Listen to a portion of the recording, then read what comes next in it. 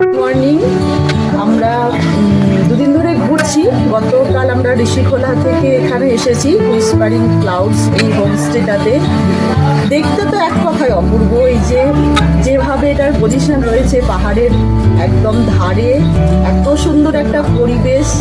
আর আমরা তেমন সময় এসেছি, পরিবেশটা ভালো পেয়েছি। এখান থেকে এই হোমস্টে থেকে চারিদিকের বাইরের পরিবেশ এত সুন্দর দেখা যাচ্ছে। প্রত্যেকটা রুম থেকে, প্রত্যেকটা জায়গা থেকে, প্রত্যেকটা কর্নার থেকে এই হোমস্টে, এখানকার স্টাফ যারা রয়েছেন, এখানকার খাবার, এখানকার যে ফেসিলিটিসগুলো রয়েছে, প্রত্যেকটা খুবই সুন্দর। ধরে ধরে বললে প্রচুর, এক কথায় অপূর্ব। হাই, আমি মঞ্জু মণ্ডল।